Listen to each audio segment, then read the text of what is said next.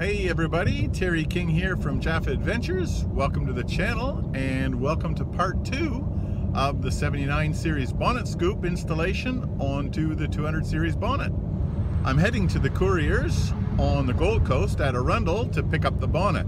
Now this particular bonnet was purchased new from New South Wales, and I've had it freighted up to Queensland. The reason for that, despite my best efforts, I just could not find a second-hand bonnet located here in Queensland, so had to go new, and they were much cheaper out of New South Wales than what I could pick them up for here in Brisbane. So let's get on with part 2 of this build and have a look at these two bonnets and see if we can merge them into one.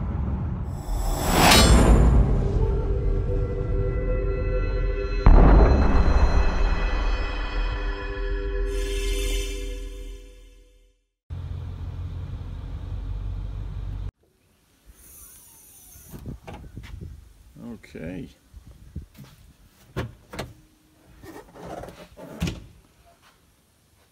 One 79 series bonnet.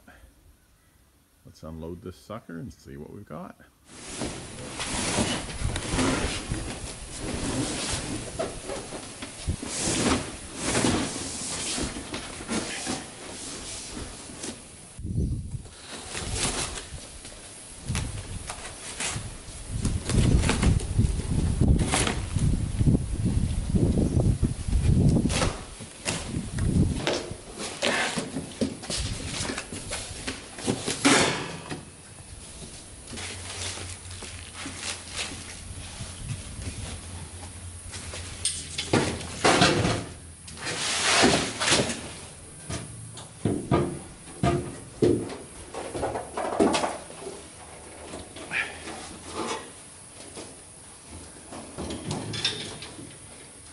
One 79 series bonnet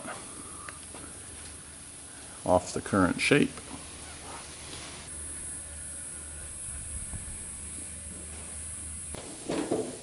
Seems like a bit of a shame to carve it up with an angle grinder, but well, that's what we're here to do. So this is encouraging. This hump that runs along the bonnet on the 79 and this hump that runs along the bonnet on the 200 could probably be matched up. So that's encouraging. So the left side and the right side, I think, aren't going to pose too much of a drama in terms of blending these in. Where I think we could have some drama, or it's going to take some thought anyway, the front edge of the 79 series bonnet has a very steep roll on it. And that roll basically starts where that dip in the scoop ends. On the 200 series bonnet, that's a much more shallow roll. So that's going to pose some blending challenges. And the other challenge is on the rear, where on the 79 series bonnet, this actually drops down at the end of the scoop to the flat on the bonnet. On the 200 series bonnet, it actually goes in the opposite direction. It curves in an upward direction. So that will provide some blending challenges as well. The other thing to take into consideration are these two holes here on the 79 series bonnet where the windscreen squirters go. So that's just going to take a little bit of fill work to fill those two holes in.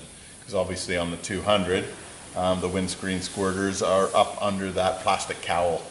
Now that's the underside of the 79 series. And I guess what I'll need to decide is whether I just use the skin of the bonnet.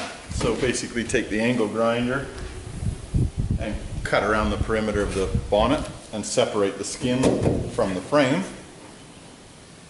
Or whether I take the frame with the bonnet scoop. And I think I'm leaning towards just taking the skin and then chopping out any of this internal structure that I might need. The tricky bit is the length of the bonnet in totality. So if we take it from there to the front of the bonnet, that's about 1100 long. On the 200 series bonnet, I take it from the back, and 1100 puts it about 50 mil proud or past the front of the bonnet. So what that means, when I cut this scoop off, I'm going to have to shorten that front end. This back end is going to have to marry up with the back of the 200 bonnet, but that front end is going to have to be shortened by at least 100 mil so that it falls in line with the front of the 200 bonnet. Of course, the challenge with that is if I shorten this up by, call it 100 mil, then I've got to blend this in. Got to blend this bump in, which isn't impossible, but it just means a little bit more body work. The other challenge with the 79 series bonnet is this runs quite flat, which is beautiful, and then it takes a dip or a dive right here. Now the other way to deal with that particular issue, if you wanted a flat straight line along the entire length, is you'd run it from that point and cut along there. That would then sit flat on the 200 series bonnet, but then you'd have this proud bit here. I don't particularly like that double hump. Well, this is the first time I've put a cutting disc into a brand new bonnet. First time I've put a cutting disc into any brand new panel. So I'd hate to get it wrong on the first go. What's the old adage? Measure twice, cut once. I'll do a think twice, cut once. That's the plan anyway. Alright, just running a bit of masking tape down to the edges that I'm going to cut on.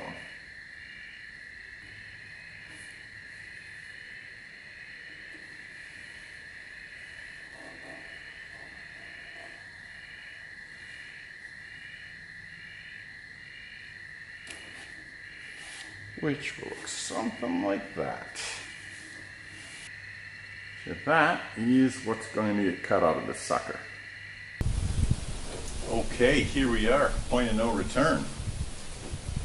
One angle grinder with a 1 mil cutting disc. It's probably important to have a quick talk about safety. Make sure that you've got everything that you need to protect yourself.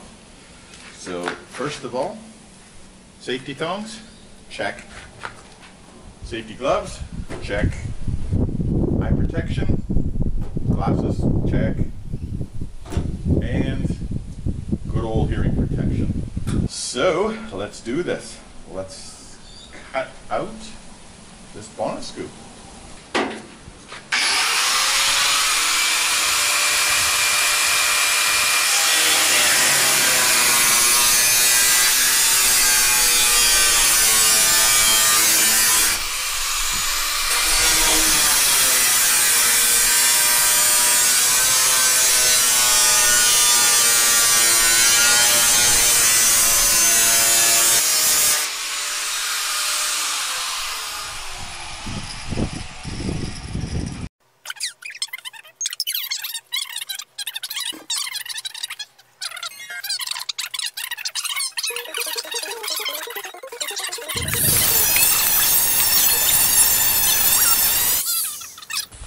Okay, that's it. The bonnet outside skin has been cut. Now we'll flip him over and see what we got to do on the other side. Well, before I go and cut any of the inner skin, I'm just going to lift up these tabs with this bit of glue and separate the tabs from the outer skin.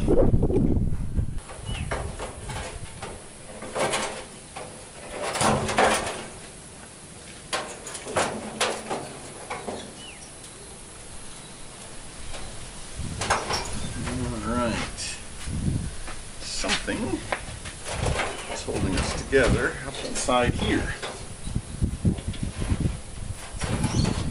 Of course, another very important consideration with these angle grinders is you got to make sure you get that guard off, because that just gets in the road of everything and you can't actually see.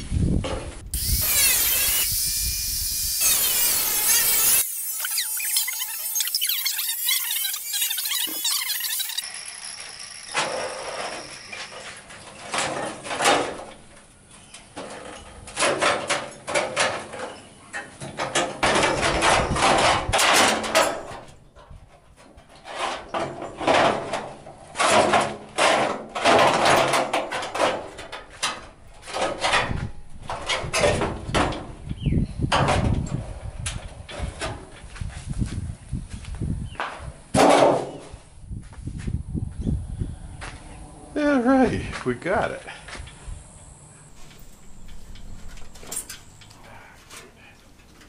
Excellent. Keep that.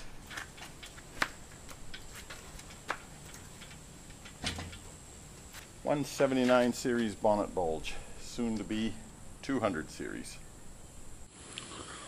All right, there's the scoop just sitting on top of the 200 bonnet. I pointed out earlier the length is significantly longer, so we're going to have to do some cutting and shutting on this front edge. And our challenge on the back edge, this is good, that's no problem. So we'll simply be able to cut an arc here and blend that in easily enough. But this was always going to be the challenge here, where the bonnet scoop has this angle in it. So again, going to need to do a little bit of cutting and shutting there. Pretty happy with the way that's come out so far. Happy indeed. That is going to look seriously tough when that's finished. So I've done a little bit more measuring. And this edge of the bonnet scoop here will sit flat on this riser on the 200 series bonnet. So what that means is that I can actually trim some of this material off down there to help get a more accurate location of where this is going to sit. Now I've got it sitting right front to back and side to side, so it's in the location that it needs to be. We just need to start trimming some of this excess material off to allow it to sit at the proper height. The challenge, the biggest challenge of this whole operation, I think, is going to be cutting and shutting that front end to try and retain these curves here. The primary goal at the moment is to get this hump sitting flush on top of that 200 series bonnet with all the material, all the excess material taken off of it. I've got 3 points that will help locate this thing. That point there is obviously the center point, and that's symmetrical. So I can measure that to either edge of the bonnet, and that will get me the center point there. And on the rear of the bonnet, I've got these handy dandy little squirter holes. So again, measuring that distance from there to the edge of the bonnet on the left, and from there to the edge of the bonnet on the right, we'll square this thing at the back. So I've got 2 points to allow me to square it on the front and the back. This point, left and right for the front, those 2 points, left and right for the back. That'll square the scoop in the bonnet itself. So the next step is I'll run some masking tape along the edge here to allow me to mark that where I'll cut the excess material off.